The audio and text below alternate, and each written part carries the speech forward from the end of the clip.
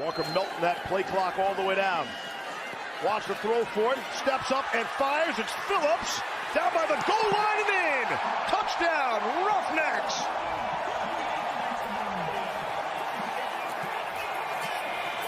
Second of the day, 9th of the season for Cam Phillips, the XFL leader. Obviously, you haven't played from behind and like this until now. So what was that like, having to play behind a deficit like that, the largest in your team's history? And then P.J. Walker kind of sputtered at first. Can you just describe what you think he was going through there? Yeah, well, we have been behind in the game, but not that much behind.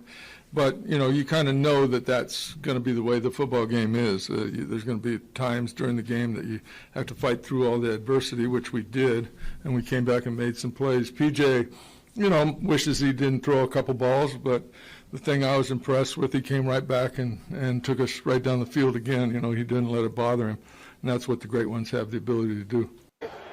And for New York, Derek Dennis comes in to play left tackle after the ejection of Jaron Jones.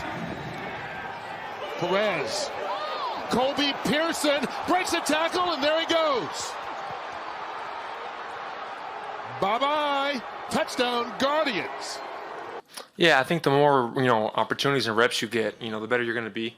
I think we did a better job offensively, just, be on the same page as far as last week. We left a lot of plays out there again today. But, that just shows that, we have a long way to go, but, we were still able to come out with a win. But, yeah, ultimately, the more the reps, the better we'll be. Second down, he keeps it, he throws it, and he's got a touchdown! Tyree Jackson hits Kari Lee. No, Cardell's our starter. We had discussed prior to the game that we would put Tyree in at the beginning of the third offensive series, regardless of, where we were in the game, So the interception was just a coincidence? That was just a coincidence. That was Cardell just trying to make a play. And I don't fault him for that. That was a heck of a play by the safety or whoever it was that picked the ball off. I actually thought that the official that was on our sideline said to me initially that it was an incomplete pass, and we would have a chance to punt the ball away, and obviously they determined that it was an interception. But that was Cardell just trying to make a play. I think Tyree, with his skill set, in a game like today's game where the defense was humming and the defense did a masterful job of slowing down what I felt like was one of the premier offenses in the XFL in their quarterback. He's been a tremendous playmaker all season, and we were able to affect the quarterback and make a ton of plays. Four-man rush. Johnson, end zone, leaping grab, and a touchdown! Daquan Hampton.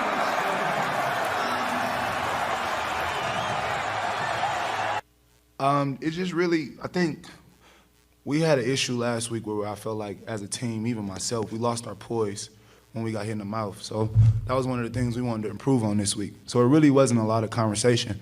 It was just us, facing that test. And now, that's how I see it. Like, how was we going to respond as a team this week? Or is we going to grow up and mature?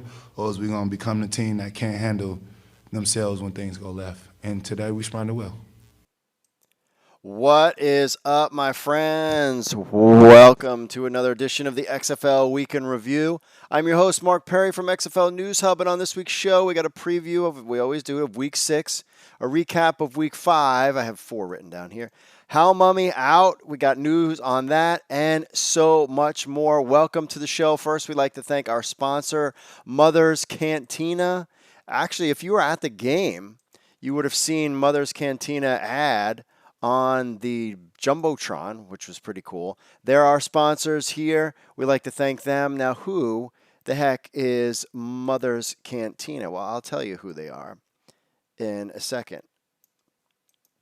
They have their Tex-Mex food straight from Ocean City, Maryland. That's right. So Mother's Cantina whips up award-winning recipes of fresh Tex-Mex at affordable prices paired with the best margaritas in the heart of Ocean City, Maryland. So all you Marylanders out there, you savages that hang out on Ocean City during the summers, which I haven't done, which we've talked, think we might even go out there, maybe do a show out there. It'd be kind of fun to do that.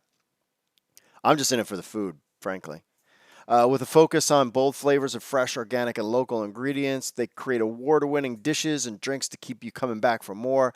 Their all-new tortilla shop also offers a quick carry-out, pickup, market, beer, wine, and more to go. So swing by for their daily happy hours from 4 to 7, a festive dinner with family and friends, or a late-night food or drink. Full service menu. You got to check them out. Mother's Cantina, 28th Street Plaza, 2810 Philadelphia Ave, Ocean City, Maryland. Give them a call. Oh, and you nerds, you people out there, that's right, Bud Cannabis says, pay them bills. That's right, you can go and actually order stuff straight from their site to get your own kind of stuff. So you got T-shirts. Oh, where's the shop?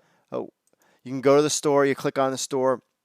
Look at all the stuff you can get. You can get pint glasses, and you can try their hot sauce, get T-shirts, different kinds of sauces.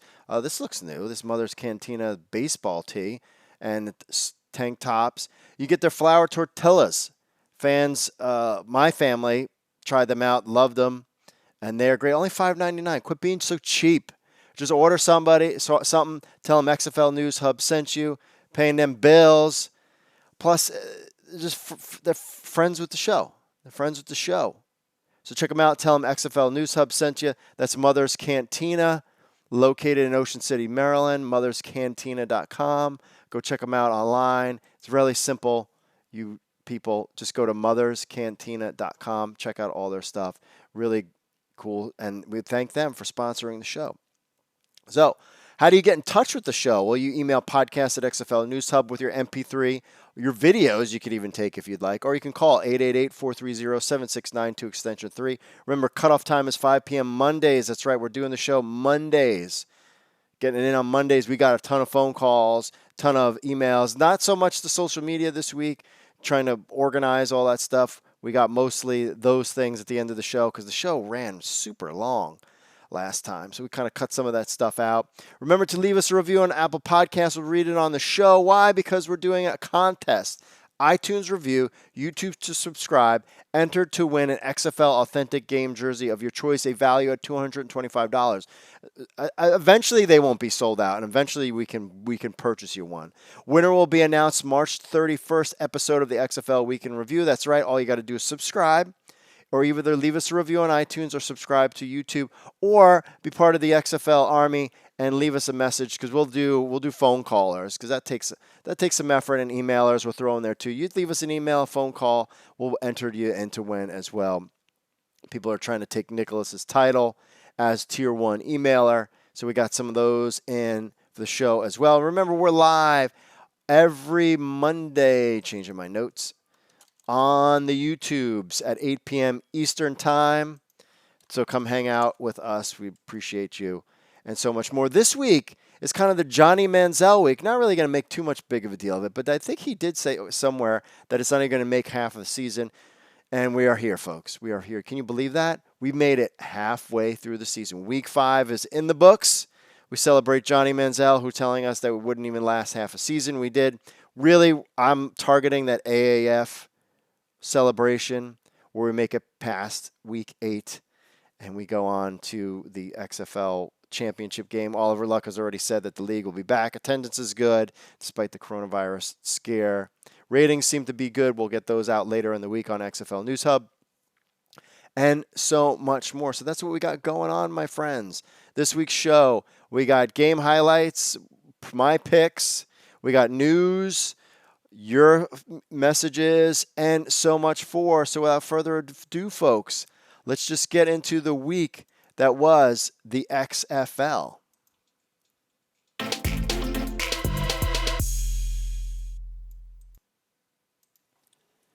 A quick recap of this past week's games, week 5 in the XFL. First up, Seattle Dragons 23, Houston Roughnecks 32. This game was actually close for a little while there. Then the Houston Roughnecks came from behind and put them away. A couple interesting notes. Of course, B.J. Daniels played well, decent.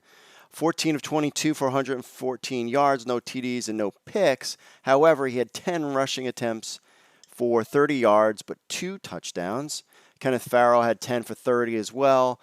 Williams had 7 for 28. He also had a touchdown. The offense looked like it moved better. Austin Prohl and Alonzo Moore. Austin Prohl had 5 targets for 3 receptions, 56 yards. And Moore had 4 targets for 3 receptions and 20 yards. Moving the ball around. It wasn't like he put up 300 yards passing by any stretch. The offense just looked better. And they're also playing a good Houston Roughnecks defense, who probably is one of the top defenses in the league. P.J. Walker, on the other hand, 27 of 38, 351 yards, 3 touchdowns, 2 picks. Started off slow, came on. For you gambling nerds, Cam Phillips came back with a vengeance instead of 3 targets or 1 target or whatever it was, 1 catch last week. 13 targets, 10 receptions, 122 yards. Sam Mobley had a lot of action too in the beginning, 9 targets for 6 for 95, and then Holly as well. 5 targets, 4 receptions, 72 yards. Khalil Lewis, who was a little banged up on the injury report, was 5 targets, 3 receptions to only 31 yards. But Cam Phillips came back with a vengeance. Sam Mobley, big part in the offense. Sammy Coates, who has done nothing all season, who's out. So that helped those guys. They don't really need him, actually. Andre Williams got 10 carries for 54 yards, and then James Butler, 12 for 52 and 2 touchdowns. The interesting part about this breakup is that seems like Williams and Butler were getting equal reps as far as the rushing game going. So for all you DFS people out there, Butler splitting carries with Williams seems to happen a little bit more in this game. Williams looked good at average 5 yards versus Butler's 4. Butler seemed to be the guy 100% getting maybe 15 to 20 touches, but and with Williams only getting 5, at least looks like they're splitting those carries up a little bit more in Houston. Seattle Dragons, though, fall to the Houston Roughnecks 23 to 32. New York Guardians, Dallas Renegades playing each other. Guardians put up 30 against Dallas Renegades 12. Again, I'm not a big, huge Philip Nelson fan, and neither is much of anybody. Though I do like Luis Perez. Hey, he's game manager wins. 16 of 30 for 229 with a touchdown and a pick. Darius Victor, love the way he runs. He runs like a beast. He wants to run people over. 15 for 58 yards. No touchdowns there. Nothing really too crazy about in the rushing totals. Pearson seems to be the guy that Luis Perez looks for. He had 6 targets, 5 receptions for 95 yards and a touchdown. Mikhail McKay, 7 targets, 3 receptions, 67 yards. And Theo Redding, 5, 3, and 46 yards with no touchdowns. But it really looked like Pearson, and it basically was that big 90-yard or 80-yard run that got him a lot of stats. So think about all those other little throws here and there. New York, they have their quarterback. They don't need to go McLaurin. I'd be curious if they would do it. He was healthy, according to the injury report, so they went with keep going with the hot hand. It'll be interesting to see how Luis Perez does in New York, but I wouldn't certainly bench him. Dallas Renegades, Philip Nelson, here's the stat line. 28 of 49. 49 attempts, that's right. 49 attempts for 210 yards. That's a 4-yard average with 2 picks. Nothing too exciting to write home about. Which affected the running game. Cameron Artis-Payne, 6 attempts, 25 yards. Nothing going on the running games. Flynn Nagel, 9, 7, 46 with no touchdowns. Freddie Martino, 3, 2, and 36. And Donald Parham, 9, 4, and 34. Nothing going on offense. Some dumps off to the running backs. Badette, nothing. 8 targets, 3 receptions for 14 yards. So just dipping and dunking it. Why not give Eric Dungy a shot? We haven't heard anything yet. Changing the offensive coordinator, will it make a difference in Dallas? We'll find out next week when they take on the Guardians. And I hope, as a fan of America's team, you know them, DC Defenders, that absolutely, I want to see Philip Nelson give it one more try with a new offensive coordinator. DC Defenders, Seattle or St. Louis Battlehawks, do that all the time. Jordan Ta'amu, 15 of 25 for just 174 yards and nothing going on there. Didn't throw any picks or anything. Matt Jones, Kristen Michaels, they did still rush. Remember, we talked about this last week. DC gives up the rush yards. 13 of 70 for Jones, no touchdowns. 12-69 for Michael, and Tayamu 5 for 31. So they still ran all over DC. They just didn't score any points. Washington was a favorite target. 8, 5, and 114 yards. He put up a good game because I was like, where's Pearson L? 3 targets, 2 receptions, -1 yard. Yikes. He was in my fantasy. Russell, 4, 3, 27. Nothing going on for him. That's targets, reception, yards. I don't need to say targets every time. For DC defenders, Tariq Jackson. Again, I'm not super excited about this. Why? 9 of 14 for 39 yards passing. That's not going to win championships, friends. Though he did throw a touchdown, which was good, but that's only a 2.8 yards per attempt. That's like you could shuffle it forward to throw it deeper. Maybe that was the plan. I don't know about that. We'll see. What saved DC defenders was Jarrell Presley, 15 for 107, the first 100-yard rusher, I believe, for the DC defenders. Pumphrey also got 15 attempts for only 37 yards, so that kind of gives you an idea of who maybe should get the rock. Lee, 3 of 3 for 14 yards. It was the only touchdown. Some dump off to Presley. Rocket Ross, 2, 2, and 11, and Eli Rogers, 1, 1, and 2. If you had any of those in your leagues, you were toast for DFS. But DC Defenders gets the win, and that's the most important. It wasn't pretty. DC Defenders' defense came up and definitely defended at home. Maybe it was the power of the beer snake that's helped DC Defenders win over the Battlehawks 6, DC Defenders 15. Finally, the big shootout. You're talking, what's that, 75 total points? If you pick the over, you were a gangster. No problems there. Taylor Cornelius, Tampa Bay Vipers 34, LA Wildcats 41. Cornelius 234 and 300 yards, 2 touchdowns, 2 picks. If you would have picked him over Cardell Jones, you'd have been fine. Smith, 25 for 69 yards and no touchdowns. Cornelius got 1 on the ground. He had 45 yards rushing. He's the guy. Patrick, 7 of 23, also with a touchdown. Tolliver, 7'4", 95. That name seems to be a target. And Reese Horn, who was a guy that I had, 11 of 9, 90 yards and a touchdown. Seems to be his favorite target, as well as Williams also is another good target, 7'5" for 86 yards. So throwing the rock all around. Truesdale, nothing. 4, 2, and 13. Nothing for Truesdale. Goldsby was out I think he got hurt in the game, and he was out. I started him as a dark horse pick. Didn't go to the tight ends, went with the wide receivers, but shows you LA's off defense. You can throw all over them but Vipers putting it together. Maybe if that was against any other team or they were at home, they would have gotten that win. Wildcats, though, outplayed them. Why? Because they have Josh Johnson, who's 2 of 36 for 288 yards, 4 touchdowns and a pick. Massive game, throwing the rock all over the place. He also led the team in rushing, 7 attempts, only 19 yards. No running game whatsoever. Carter bandwagon jumpers. Yeah, he did score 3 touchdowns, but I think he only had like 30-something yards. That was 2 games ago. This one, 5 of 15, nothing. Nothing on the ground. What's interesting with Trey McBride, who was hurt, he was 6'3" and 35 with a touchdown.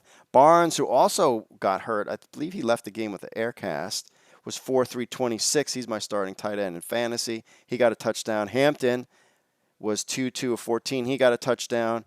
Blacknall, 7 targets, 3 receptions, 78 yards, and a touchdown. And Jordan Smallwood, also in there with 6 targets, 4 receptions, 86 yards, but no touchdowns. So this is with an injured Trey McBride and no Nelson Spruce. They are starting to come together. The Wildcats offense, could you imagine with Nelson Spruce back in the game with these guys? I think they got a good wide receiver tandem. We'll see if Carter is the guy at running back. It'll be interesting to see this week. But then you have your final Tampa Bay Vipers 34 in a shootout. Josh Johnson 41 and his LA Wildcats 41. So that's Tampa Bay Vipers 34. LA Wildcats get another win. 41 points does it. If you pick the over, you are a happy person.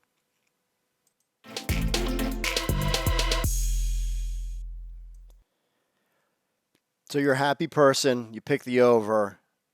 But the question is, my friends, is how did you do in fantasy? And we want to welcome all of our friends, XFL News Hub friends, on the chat room. Guys are basically saying, hey, I watched every game this season. I guess that's a badge of honor. It should be a badge of honor if you watch all the games. I missed a couple. I was at a swim meet. I mean, I'm around the games. I didn't actually watch it. I probably missed maybe a couple quarters. I'm not as cool as you guys in the chat room. I'm just not. I'm not as cool as you guys. So you guys, you all can get, you all deserve a Mother's Cantina little, what do you call it? Tortilla. You can have a tortilla. Instead of a cookie, you can have a tortilla. But I'm a little upset, to be honest with you, because I've been doing terrible in DFS. I've been bad DFS person. And you'd think I'm like some kind of expert. I watch all the games. I know all the players. I did a little bit better. Well, no, I didn't. I mean, I don't know. I don't know what's wrong with me. Here it is. So this is my team. This is the Writers League for XFL News Hub. And so I picked PJ Walker. 42% of the people picked PJ Walker too. He got 27 points. Not a bad one.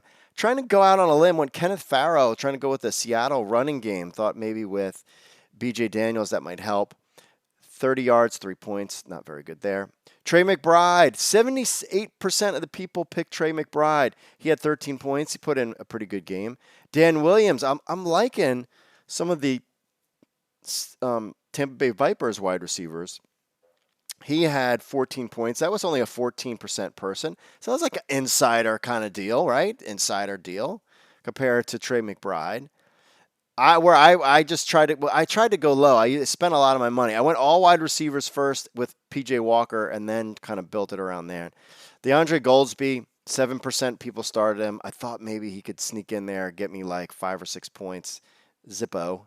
That did not help at all. Reese Horn, this was a good one by me. Again, another Tampa guy. One got a touchdown, 90 yards, 9 receptions, 24 points, and went with the Roughnecks defense, but Seattle is much better now. They had 4 sacks and a DFR. They got me 6 points. Not very good there. Not as bad as 35. Who's J Dirt 7? Brogan Roback. Where are you? What? That's going out on a limb. Donald Pumphrey, DeMornay Pearsonell. Yeah, he did terrible. He was one of the guys that I thought about picking too. Rashad Ross, 3 points. Trey McBride, all right, that was a good pick. And Darius Victor, 26% drafted, and he got 6 points. So that's not a bad pick. Brogan Roback, you're going out on a limb. Brick Money, though, come out on top. He got P.J. Walker with 27. Victor with 6. Cam Phillips going the P.J. Walker, Cam Phillips deal.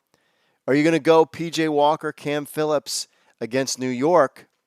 In New York, I don't know. That's a tough one. DeAndre Tompkins has done nothing, and I'll stay away from all wide receivers in D.C. this weekend until they figure out what's going on there. Nick Holly. So you got P.J. Walker, Cam Phillips, Nick Holly with 49%. Look how many DraftKings at Cam Phillips, people jumped off the bandwagon, including me. 28%. They all went Nick Holly. Again, Reese Horn, there you go. My guy, Reese Horn, with 24 points. And then the Guardians, 3 sacks, 2 interceptions, defensive touchdown, 19 points. 136 gets you the winning team. Third place with 122, Trey McBride. Sam Mobley, I thought was a good pick with Sammy Coates out. Jake Powell at 7% as his flex. He had 2 receptions for 8 yards. And then the Guardians defense got it for him there. So there you have it, the DFS. You gambling degenerates out there, including me, not doing very well at all. And there you have it. maybe I got to win once at least. I might lose all what pathetic street XFL street cred I have. I need to win one. Maybe next week is the week. It's on you guys.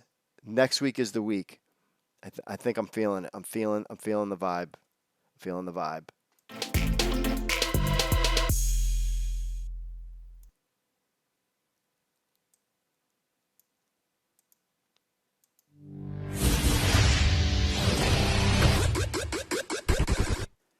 So week 4 is in the books, and as you can see from my picks, they did not go over very well. Went 1-3 last week.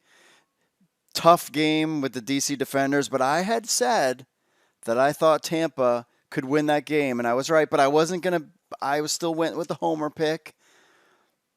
Thought that LA would beat New York, didn't get that one right, and I went on a limb with Dallas and Houston. Didn't realize Landry Jones would get hurt. They had a shot.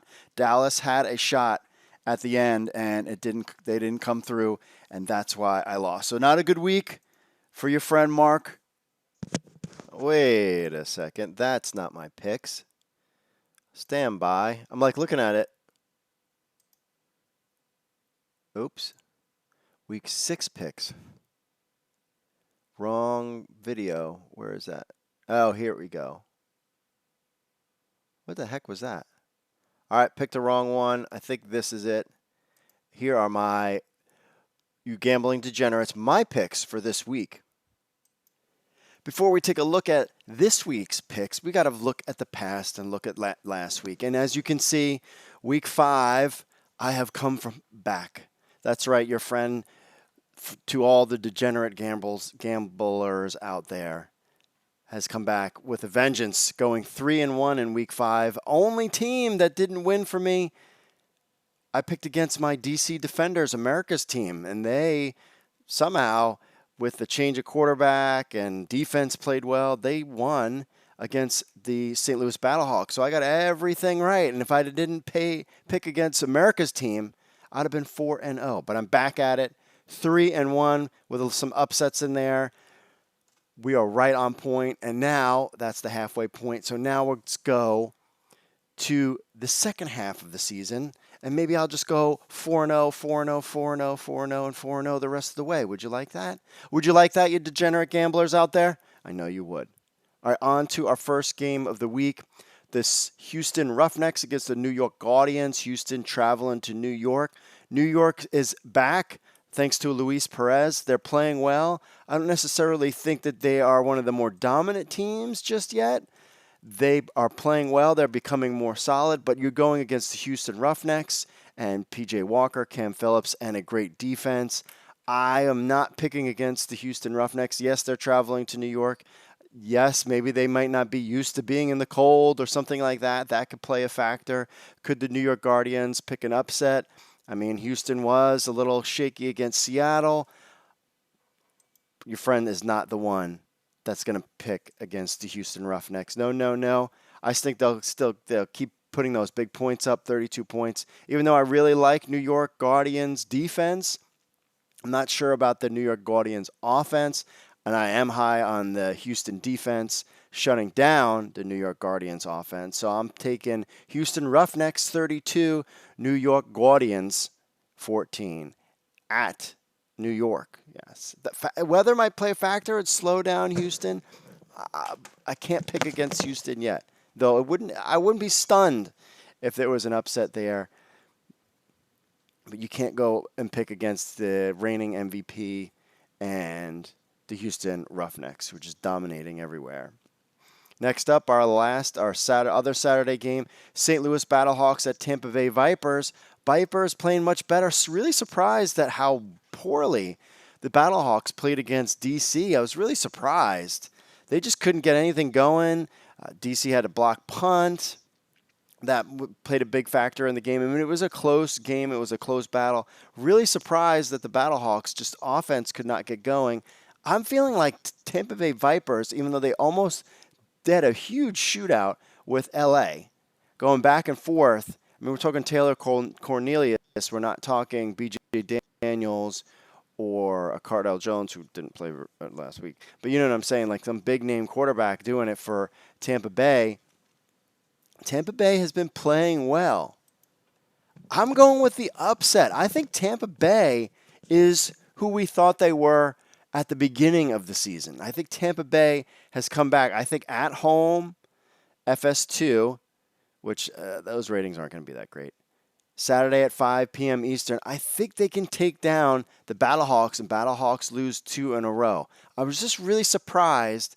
I feel like right now, offensively, defensively, defensively, Tampa gave up a lot of points. There's no question about it. Offensively, I think Tampa Bay Vipers are better than DC Defenders. So I have a feeling the Battlehawks could go down. They're not playing at home, which is a big thing for them, clearly, with the attendance. But I'm picking Tampa Bay Vipers with the upset of the St. Louis Battlehawks, and Battlehawks lose 2 in a row. Dallas Renegades at DC Defenders. Hey, as long as Philip Nelson plays, I'm not really sure I get the whole we were going to play Cardell for one series and then bench him. You heard Pep Hamilton say earlier on the show, or say that this was all planned all along. The DC Defenders offense, they just ran the ball, and played defense to win the game. They squeak it out. They weren't lighting anybody up offensively. Tyree Jackson didn't catch me as somebody that was going to launch it downfield a bunch of times the way Cardell Jones goes, but I'm not feeling Philip Nelson at all on offense. Yes, now Hal Mummy's out. They have a new offensive coordinator. Is that going to make a big difference? I don't think so, because Landry Jones was doing fine when he was the quarterback. No one's sold on Philip Nelson, and I'm not sold on Philip Nelson in this game either. But it's not going to be a high-scoring affair, even with the change of offensive coordinator. I'm just not excited about Philip Nelson. Now, if you get Eric Dundry in, if you think about, Brandon Silver's getting benched and then B.J. Daniels coming in and giving a spark. I wouldn't necessarily say Tyree Jackson was a spark for DC, but it did. They win, but it wasn't an offensive explosion kind of thing. Eric Dungey would be the one person that I would say, maybe I might have a change of heart offensively if Eric Dungey came in. But I'm still thinking they're going to stick with Philip Nelson at quarterback. So I'm going Dallas Renegades 12. America's team wins again, gets 18. I'm not picking against them this time. I learned my lesson, folks. Finally, LA Wildcats, Seattle Dragons. Really like B.J. Daniels as the quarterback, but I also really like Josh Johnson in this instance. Josh Johnson played really well against Tampa Bay, lighting it up. He's the leader. He potentially could make a run in the second half as MVP, in my opinion. But B.J. Daniels played well for Seattle this week. Seattle could have won that game against Houston, the best team in the league. They look like a team to beat with B.J. Daniels. I'm going with upset in Seattle. The Dragons take down the LA Wildcats. Haven't traveled very well. Seattle, playing in Seattle, that home field cooking makes a difference for some of these teams. I think it will be that with B.J. Daniels playing well. LA having to travel to Seattle. It's the late game on Sunday, 4 p.m. Pacific time, which is 7 p.m. Eastern or something like that. You do the math. LA Wildcats will put up points. I don't think they're going to put up enough points against Seattle. They have a decent defense. So I'm going LA Wildcats 24, B.J. Daniels, and Seattle Dragons 28.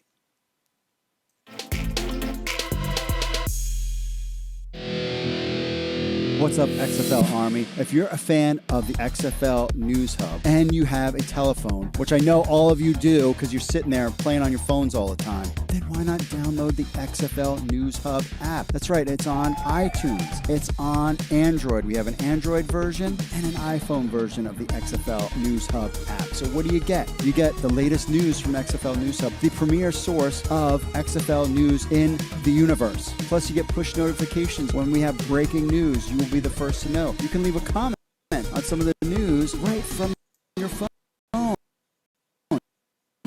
Plus, you get this podcast on your phone as well. This review placements, it links to other social media, our other social media accounts, and so much more. Be in the know. I know you're on your phones. People are on their phones all the time. They never get off their phones. So why not just download the XFL News Hub app on your Android or iPhone today? All you need to do is go to the Google Play Store or iTunes and just type in XFL News Hub. That's XFL News Hub. Download our app on your phone today.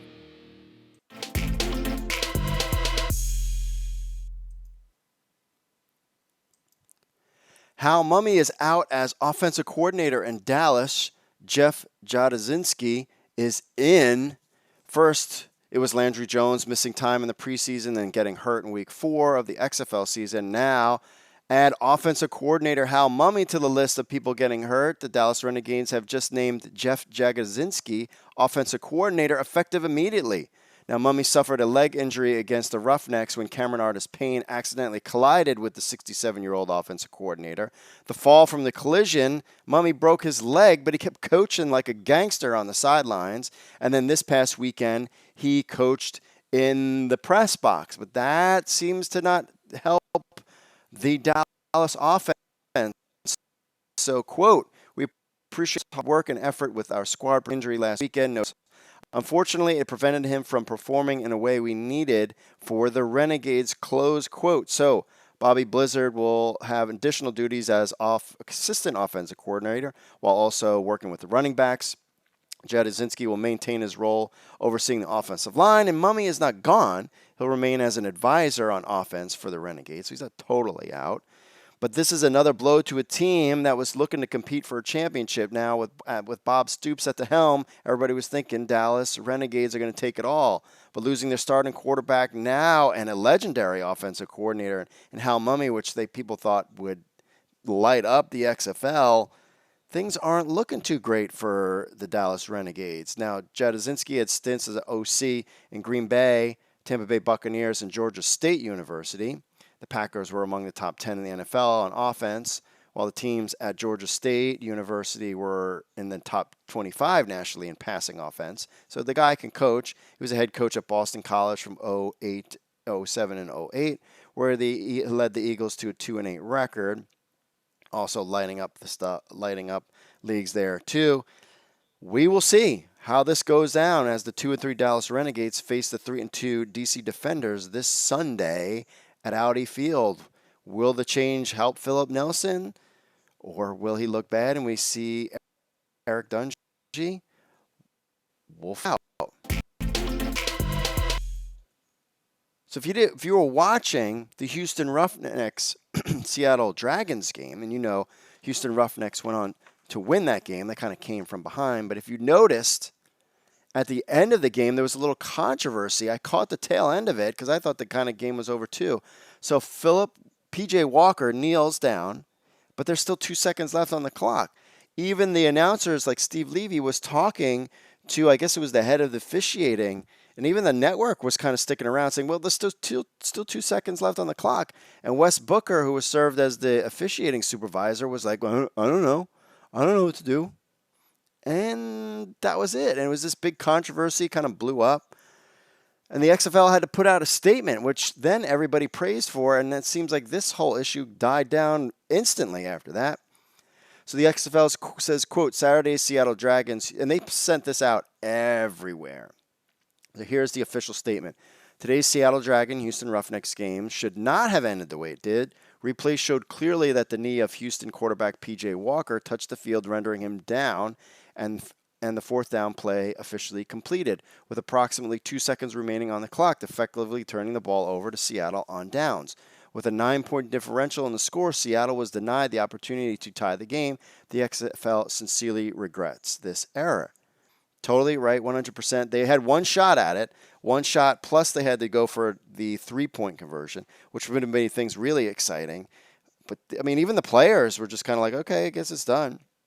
So in addition to that statement, the league also added that Wes Booker, the guy that appeared on TV, who apparently runs some kind of like officials training camp, which now that, good luck with that. Wes Booker, who served as officiating supervisor for today's game, has been reassigned Very stern move to be made just hours after the game wrapped up. But this wasn't an issue that was only spotted by ABC broadcast. On the Twitter world blew up all over it, calling for the league to make it right. The league put out a statement, and then that was it. End of controversy. We have a little video clip of it right here.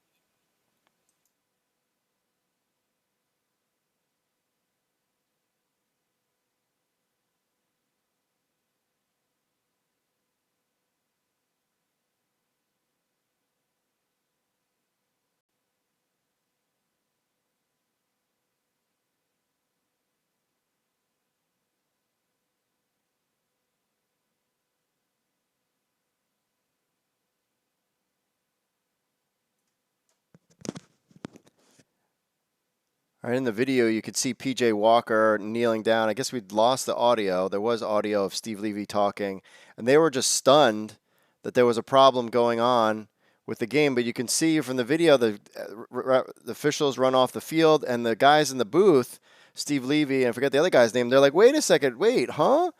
There's 2 seconds, there's 3 seconds left on the clock. What should you do? What are we going to do? And they were standing there waiting, and they eventually had the Booker guy on. But you can clearly see in the video that there is 2 seconds left in this game, and the officials are just walking away. They're packing it in, and no one's saying anything to them. Everybody was shocked and surprised. They talked to Wes Booker on the TV broadcast, and he was like, I don't know. I guess the game's over. I don't know. There's going to be mistakes. This is a new league. Things are changing. They clearly made the right thing, though, afterwards, getting right on it, saying, hey, that was a mistake. We screwed up. This guy who was in charge of it should have called them all back. They should have had a play, and let's move on from it. So it was a good move in the end. Unfortunately for Seattle, it would have been a great ending to see if they could have tied it up. Maybe they can get revenge on Houston later on in the season. We will find out. But definitely did not look not a good look for our friends in the XFL. But they made it good in the end.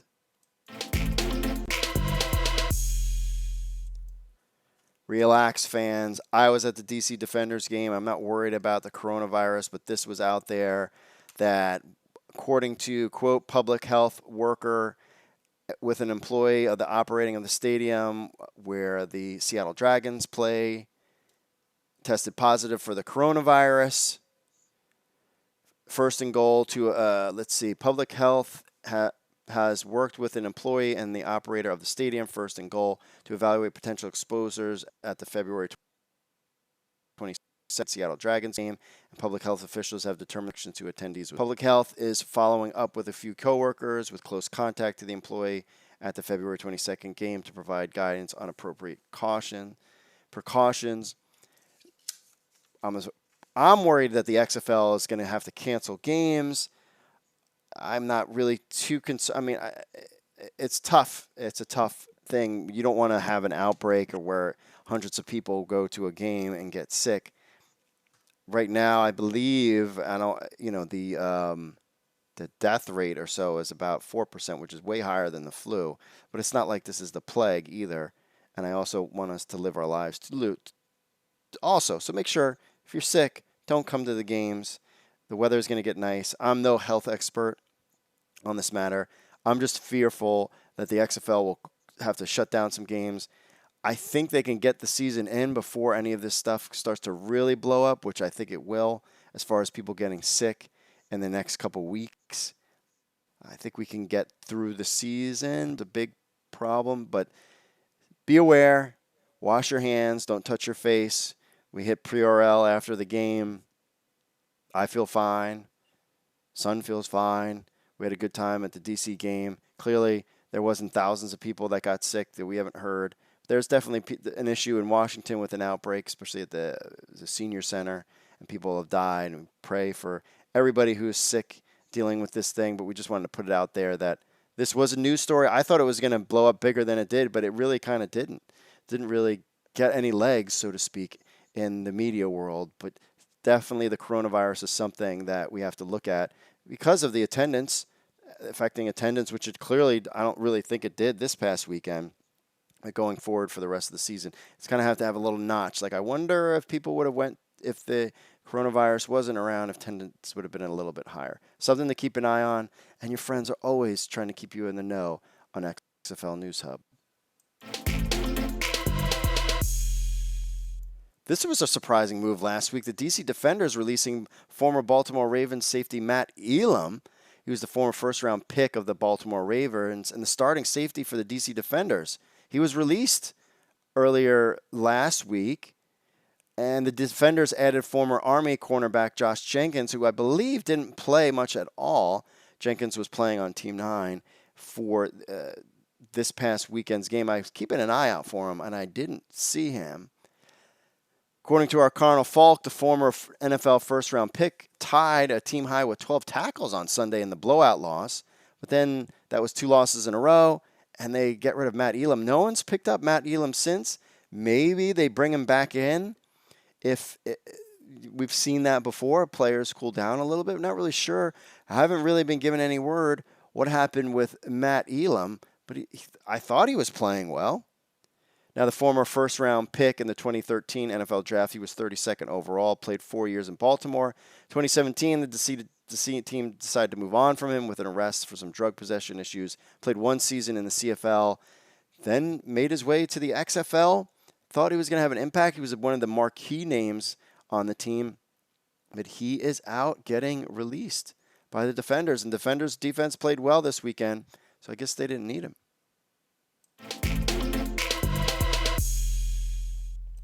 Attendance numbers with this whole coronavirus and everything else going on.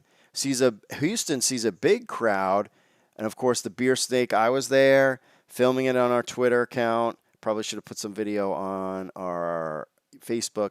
Yes, the beer snake seemed to be larger than it was before. It was being organized as soon as the game started. They were organizing the beer snake, good stuff. Throwing cups down in the end, maybe could have been a little organizers, but it was good to see that the security guys let the fans do their thing. They just need to be careful throwing those beer cans at people. Clearly, no one's worried about the coronavirus in D.C. because everybody's holding these cups. Now, if the whole section of the 12-pack, something like that, Pep Hamilton was calling them. We were calling the wildlings of the DC Defenders. We'll see which one stinks. But across the board, XFL attendance looked. So Houston, Dallas, and DC all hosted home games for Week 5. 2 teams, Houston and DC, saw an increase from the last. The 2 teams, Dallas and LA, saw a drop-off. So Houston had 19,773. Dallas with a season low 15,950. That was because I wonder if they're not doing very well, and that's what caused that. Houston, of course, there's an interest there because the team is undefeated. DC went up. The weather was nice. That was 1,000 more than last game at 16,342. And LA, which I'm just not thinking LA is a great XFL market. Sorry. Move the team to San Diego, perhaps. They had a season low of 12,000. Still 181. Still, that is all good. So in full, there's some encouraging signs from Week 5's attendance. We saw a 15% increase in attendance for the Roughnecks, who were home for the first time Week 2. It's just boosting their last quarterback Landell injury and only seeing a 12.99% drop-off in attendance. And the cross-promotion from the Texas Throwdown is still encouraging for the city of Dallas and their ability to support the franchise. Defenders fans put forth a surprise. I thought they were close to what they were in the first game. Definitely, I knew it was around just from being in there. It was still a good crowd. The weather was good. And, of course, we had the beer snake. And then L.A. struggled to put together a respectable crowd in terms of competing with the league. You'd like to see L.A. at the 15,000 mark, 14,000, but 12,000. Hey, the XFL has said anything over 10,000 is good.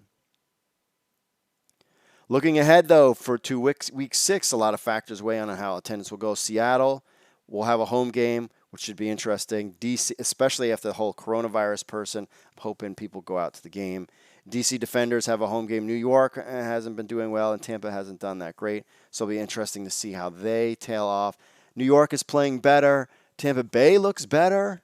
Seattle has the coronavirus person, and DC should be fine. The weather is supposed to be in the 50s, so I expect another 16,000-ish. And we only got 2 more home games left, so I think hopefully fans will come out. There's no St. Louis to give us a big boost to what they're going on, so it'll be interesting to see. A lot of fans interested in the attendance, and we will always have that for you on XFL News Hub.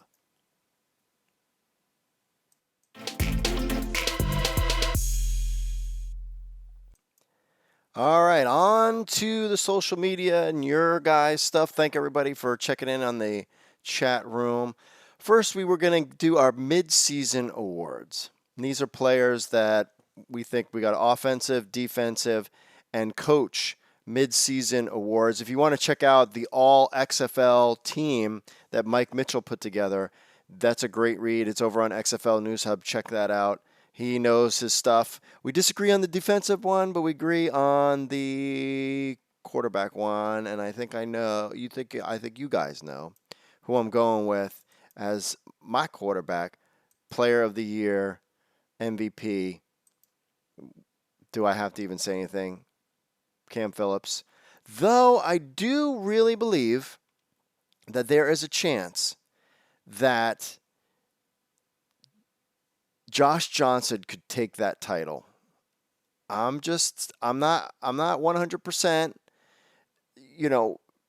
down on that, but if I was a betting man, and apparently in the XFL betting is life. Betting is life. I could see Josh Johnson taking a potential shot at that. So what do you think, chat room? What do you think? Who's going to disagree with me? Who else? Cam Phillips? He had a game where he disappeared. My defensive player is DeMarcus Gates, Houston Roughnecks. Now, he made an honorable mention in Mike Mitchell's article on linebacker for Houston, but this guy is in every big play somewhere. He was part of the interception against the Texas Showdown. He's been involved in other big plays. I keep seeing his name everywhere, or a big stop in a game. So he's my defensive guy. I know there's other names out there, and I'm sure you nerds will hit me up on the chat room real quick. Tell me if some of the guys who you think might have defensive players. I mean, Jamar Summers, cornerback for New York, he did really well. I mean, he shut down Cam Phillips. Was it him who shut down Cam Phillips the other day? I can't even remember. There's so many games. But yeah, he was good. I know it was somebody on Dallas. He shut down Cam Phillips. That guy, I don't recall his name, nerds. You will let me know on the chat room who that person is, and we'll get to that. I was thinking that the other day. I was like, who's the guy that shut down Cam Phillips? Because that guy is legit. Finally, Coach of the Year, I don't think it was Kenny Robinson's played well, yeah. Everybody's saying Kenny Robinson. I think so. I'm excited to see Kenny Robinson in the NFL, getting in the NFL draft. And if he's a first-round pick and then he played in the XFL, I'm telling you, there's two things. P.J. Walker playing in the NFL, not as a backup, but actually playing, and I could think of maybe some teams that could use him. I don't understand why Josh Johnson is not a backup somewhere either. Don't know what the deal is with that. But P.J. Walker as a backup or a starter somewhere would be awesome, and Kenny Robinson getting drafted would be awesome. And if he was Defensive Player of the Year, that would be even big too. He's played well. I think there's some other guys a little bit better than him. And for the coach, he said, I think you're talking about Josh Hawkins, Dallas cornerback. I think you're right. I think it was Josh something, but yeah, I think it was Josh Hawkins who shut down Cam Phillips. He's a guy you got to talk about, but Dallas is not playing well, So that's why I'm going with a Houston guy because, yeah, they lighten people up, but they also have big defensive plays too, and Gates is always in the middle of that.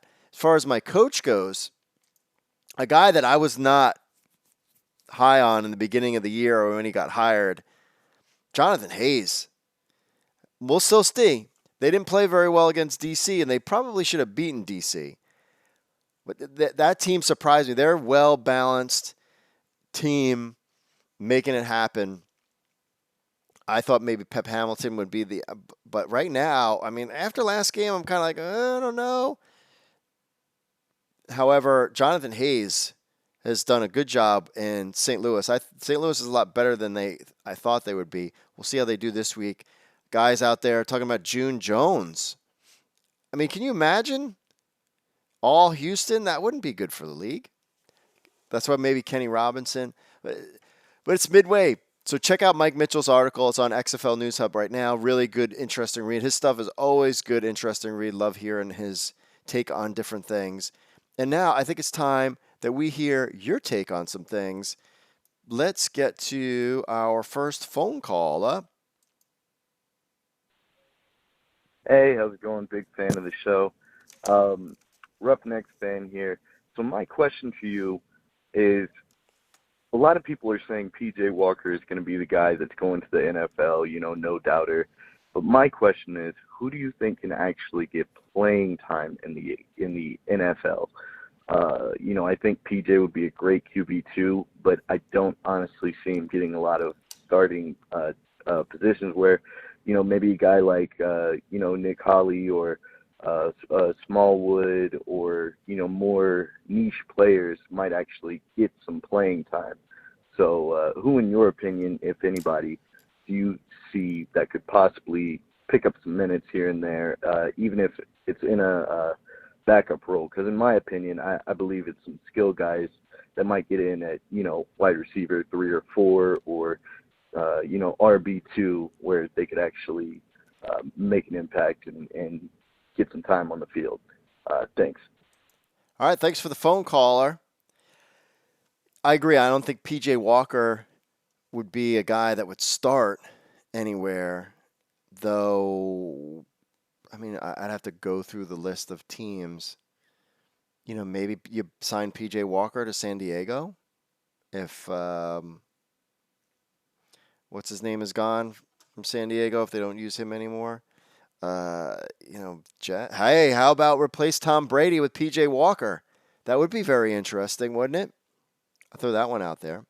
Denver, P.J. Walker in Denver, that would be an interesting one too.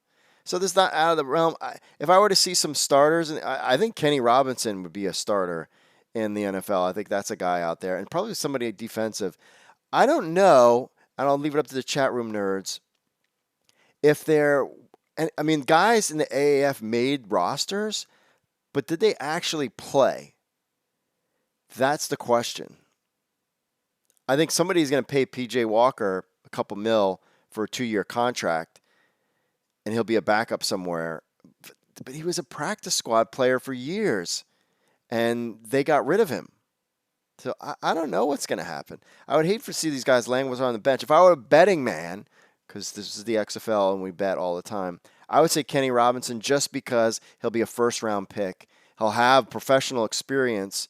I think he's a guy that would definitely start in the NFL next year. Let's get to a couple emailers. First, Will says, should fantasy players that own Cam Phillips trade him now in fear of value depreciation?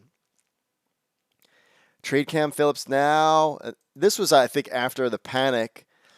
I'm saying you ride that out. As long as PJ Walker, even Connor Cook in there will be fine. You gotta hold on to Cam Phillips. Cam Phillips is a guy that might be on an NFL roster next year, but I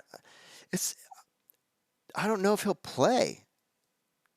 They're going to do it for the money, and they should because they're getting paid. But Cam Phillips could be on. He might be another guy that's on an NFL roster next year. Let's go to another emailer. Let's see here. This loads. We got a bunch of emails. Michael says, watching the XFL games, we are in Canada and dedicated football fans, so have watched most of the XFL games, but are becoming more and more frustrated with the filming. Frequently, our nice large TV screen is taken up on the sides with the coaches or supporting staff standing around mumbling in their mics, and all those play calls mean nothing to us in filming the men in the booth. I like all that stuff. The camera is so close to them, we can almost count their nose hairs. All right. That is not our idea of watching football. We do actually want to watch the players on the field and listen to the game commentators, most of whom we really like. Maybe that is why many folks have quit watching. I don't think many folks. They just wanted to check it out. We do envy the folks in attendance who do not get all the extra filming and gabbing that we get. We watch CFL, and our least favorite games are the live mic games, which fortunately are only once or twice a week during the regular season. To be faced with live mics games every single game is really a test of patience, and we do frequently mute the TV, which of course is hardly ideal when you watch a football game. Interesting point of view. Interesting point of view. I will say when I was at the DC Defenders game, and thanks for the emailer, when I was at the DC Defenders game, they were playing like the sound on the field through the stadium mics, like the hitting and during the game, and I'm like, why are we doing that? So they're trying to figure it out. Some is a little, sometimes it might be a little overkill. I'll give you that one. On to another phone call up. I know I sent you. This is thank you for your patience. I'm sorry. I keep losing track of time, and I apologize for the rambling. But what I was saying is, like, I'd like to see Eric Dungy get in there and do what, like, Michael Vick used to do, where he would throw for 200 yards and then rush for 200 yards, it seemed like. So, I don't know. That's what I'd like to see. Some wins from Dallas. I mean, I think, in my opinion, Dallas could run the table if they started Eric Dungy from here on out, because Jones is the Jameis Winston of the XFL. Nelson is no offense. You can't win a game on just 5-yard passes and 10-yard passes. The other team's going to figure it out really quick, and they did, and it showed. So I really hope Eric Dungy gets a shot. Do you think he'll actually get a shot this week, or they're going to make a change at quarterback? Because Nelson is not only hurting Dallas, he's hurting the XFL, because his bad quarterback play or having no arm strength, or maybe it's just or the lack of play calling, or whatever reason why he doesn't throw the ball barely past 10 yards, is hurting the XFL, not just Dallas and this fan base, which when you I was at that game, it was a lot of people there. It's really, really frustrating watching Nelson, and I don't understand why they can't at least give Eric Dungy a shot. I hope they do. Thank you for all for taking my calls. I'm sorry I left so many. Yeah, it took a few tries. Anyway, have a great day. God bless, and go Dallas Renegades. All right, my friend. God bless to you too. Not really go Dallas Renegades, especially this weekend. Any other weekend, yes. I think with the change at offensive coordinator, they're going to keep Philip Nelson one more game, hopefully. Eric Dungy is back, but everybody is clamoring for Eric Dungy to play. Do we see him a little bit? I'm thinking if this game is out, if we get Cardell pre-Sonic the Hedgehog, if you don't follow that stuff, just look it up on social media. If we get Cardell pre-Sonic Hedgehog, apparently he was playing great, went to see Sonic the Hedgehog, and then his game dropped, and that's been a thing. So pre-Sonic, if we got him lighting him up, you could see Eric Dungy, but fans are clamoring for Eric Dungy. I'm not sure why. Philip Nelson has showed nothing. I do think that they're going to give him a shot this weekend with a new offensive coordinator, and if they don't do well, you could see Eric Dungy. And you make a great point that a bad Dallas team is not good for the XFL. I'm watching these games, and I'm like, no, I don't want a blowout because fans will leave. I can see the stats on the site as the game turns into a blowout start to go lower. The game was close last night, and people were watching it even though it was late. I mean, I didn't get to bed till midnight. I did not get my beauty sleep last night, for the record, in case you were wondering. So I missed so I was up late, but the site was doing well because it was an interesting game and it was on ESPN. It wasn't late in the West Coast per se. So I'm always rooting for a close game, and I agree. A bad Dallas team is not good for the XFL. And Philip Nelson, you might have to take a ride on the bench, my friend. Chat room saying Connor Cook should just trade. Dallas should trade for Connor Cook. I mean, supposedly Landry Jones is back, and if you're Houston, would you really trade Connor Cook when you know Connor Cook is going to be your guy next year when PJ Walker leaves? These guys need to be thinking a couple of years ahead with some of these roster moves. I mean, these guys are playing now. But what about next year when you have a second year or third year with a guy in the XFL? How much the gameplay will be. And the gameplay has been great. Don checking in. Says Battlehawks cacaw.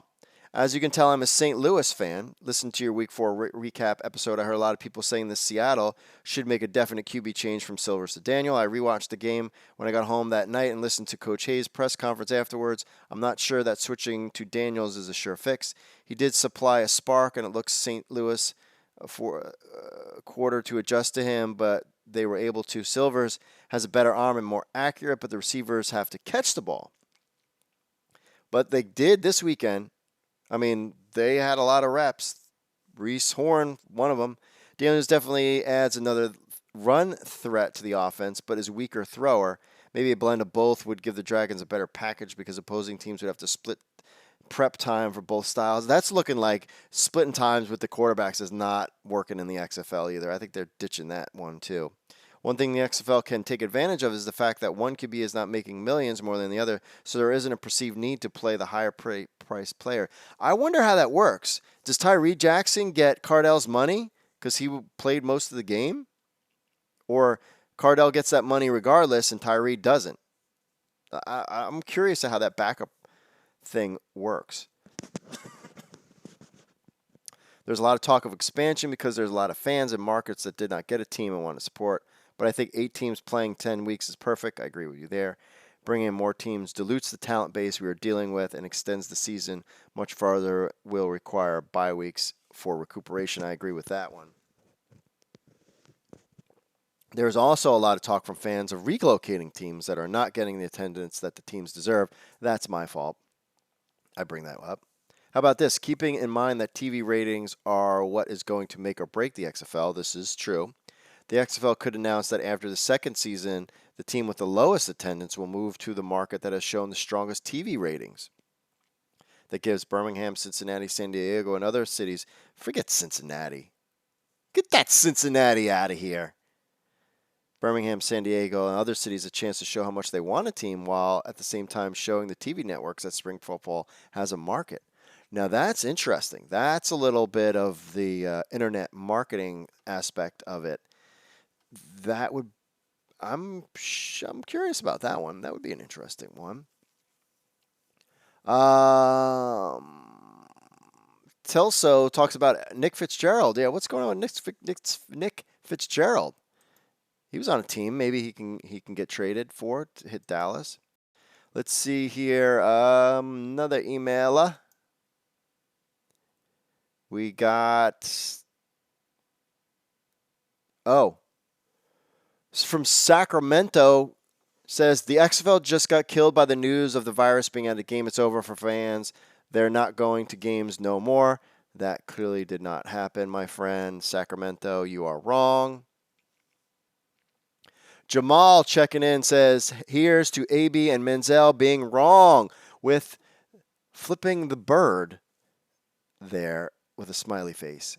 You probably already know this, Mark, but some NCAA basketball and football, MLS, MLB, international soccer games, auto racing, NBA, other sports, and that jabroni, Mark Jabroni, I believe, a term you used before. The big 3 leagues have TV money contracts and some barely draw 1 million viewers, whereas the XFL averages over 1 million. So I believe that the TV networks are going to back the brink trucks to the XFL and shut the naysayers up. P.S. Cardell sucks, and the Sonic movie is good. All right. Maybe I need to break the curse and watch the Sonic movie. Is it out on, can you rent that Sonic movie yet? I should watch it. Jamal, thanks for the email. And maybe I can break the Sonic curse for Cardell. But you think Cardell sucks? I don't think he looked good in the first 2 games. We were chanting MVP. Come on now. Yeah, Jonathan Menzel, AB, they lost it. The ratings have been good. This week will be interesting. I hope they continue to stay over the million mark for the season. We got an FS2 game. You're also March Madness is right around the corner because it is March. So that will also be interesting. This is just fascinating stuff to check out. If you're a fan of sports and you're a nerd like me. Next phone call up.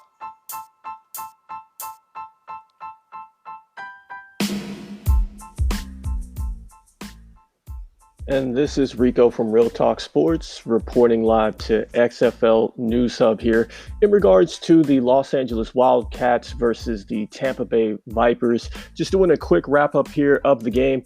It looked like Josh Johnson was phenomenal going down the field today. And I think for the first time you actually see what this offense looks like and how potent it could be if you were able to keep Josh Johnson up. I talked about it briefly last week, and I talked about how I thought, to me, he's one of the most polished quarterbacks in the league, and I think he's also the most polished quarterback going down the field. I thought he did a great job in leaning on the tight ends this week, especially when they were down with the wide receivers. And then I want to go ahead and give heads up to the front 7 of the Los Angeles Wildcats. I thought that they played tremendous football. I thought that the tide really turned once they got the starting running back for the Tampa Bay Vipers to go out. Because keep in mind, Tampa Bay actually had the number 1 rushing attack here in the league. So I thought that was tremendous here for the front 7 of the Los Angeles Wildcats. And I think moving forward, they can really take this and hopefully get some momentum. I believe they are the first team here to actually go 40-plus in the league. So it was phenomenal fireworks, and it looked like that they were going to be blown out here. But I think the Los Angeles Wildcats did a great job of showing some heart and really coming back here. So not sure what you guys think about the game this week, but those were kind of my thoughts here. So this is Rico with Real Talk Sports reporting live for XFL News Hub. All right, Rico, thanks for checking in. That was a great game. Josh Johnson put his name on the map as potential MVP. He's in the hunt now. Josh Johnson's in the hunt. The way he commanded, he was yelling at his coach. Did you see that too?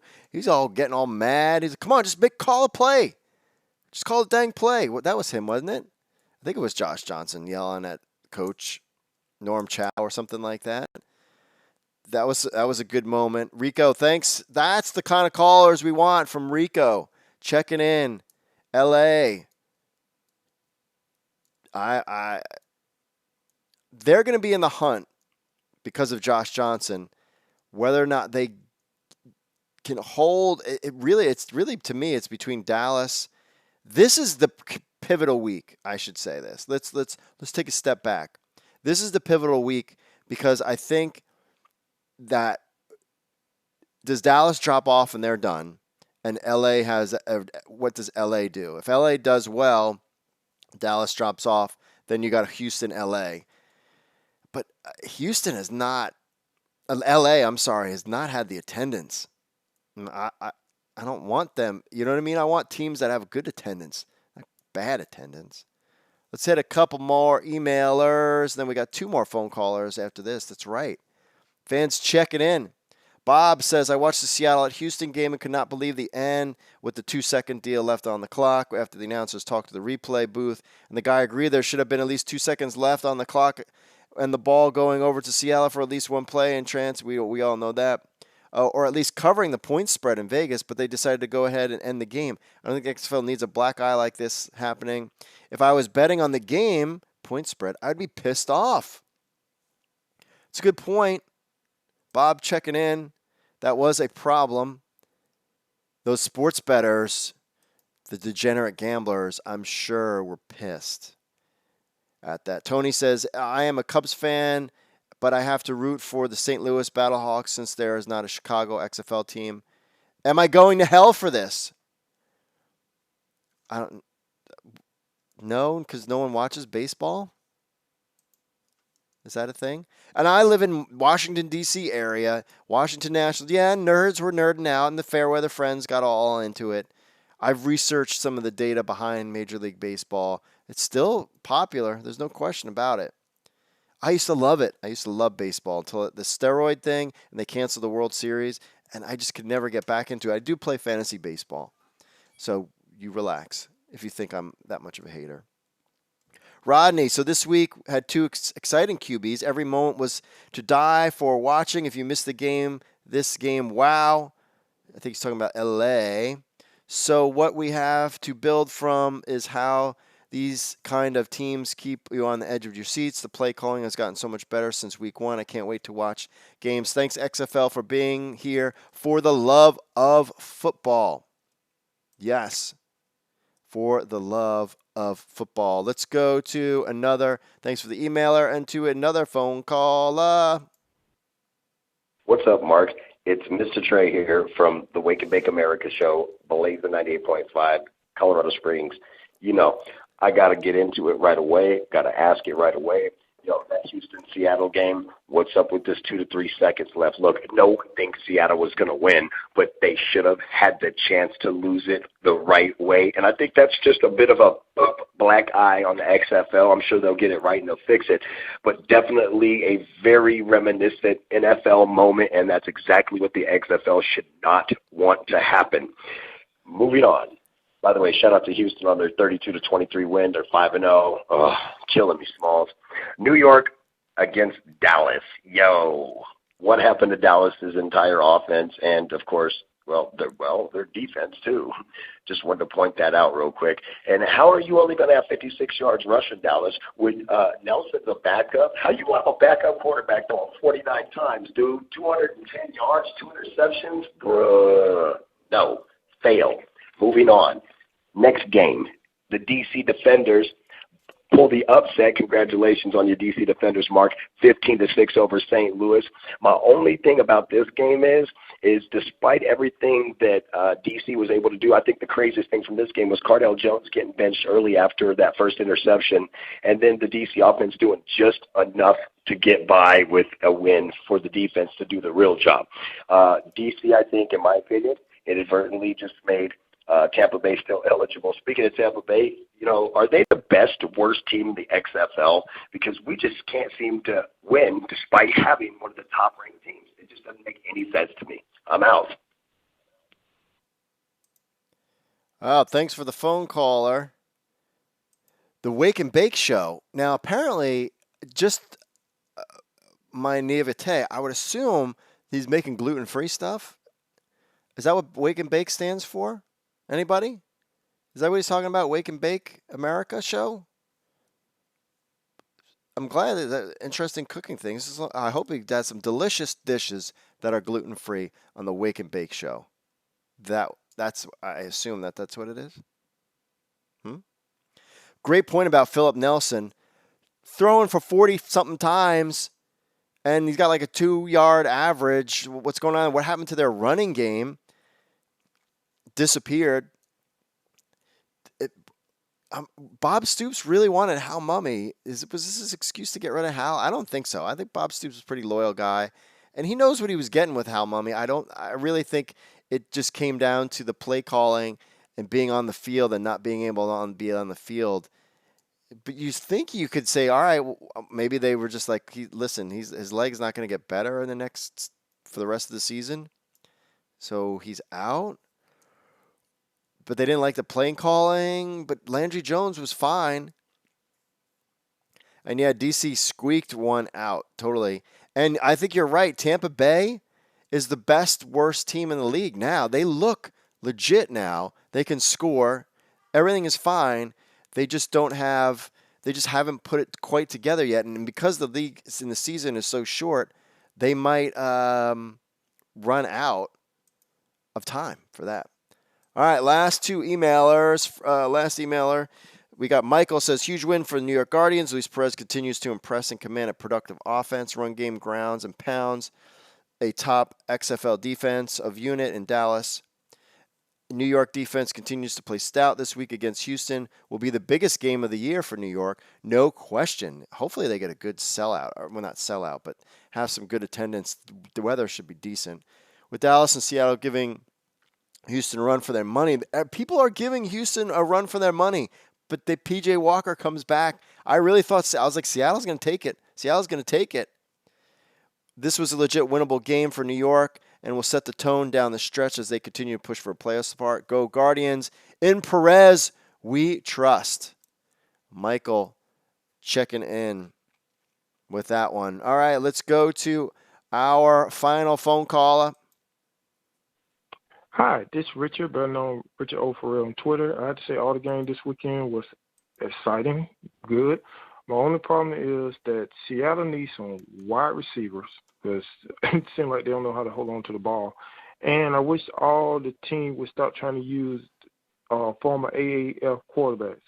Only AAF quarterback looked good with Luis Perez. But as for the rest of them, they're garbage. I mean, Dallas was not going to win that game with Nelson in there. And I know the Dragon weren't going to win too many games with Silver. So I'm glad the Dragon made a change to BJ, but like I said, I'm just tired of all the ex-AAF quarterbacks that they be trying to use. They need to go ahead and just bring some fresh ones. Just talking about Dallas. All right, yeah. Richard O for real. Seattle, they brought in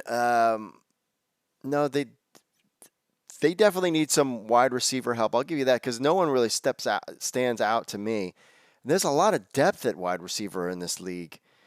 But nobody in Seattle has really, except for Prohl maybe, but the drop balls. I'm with you on that one.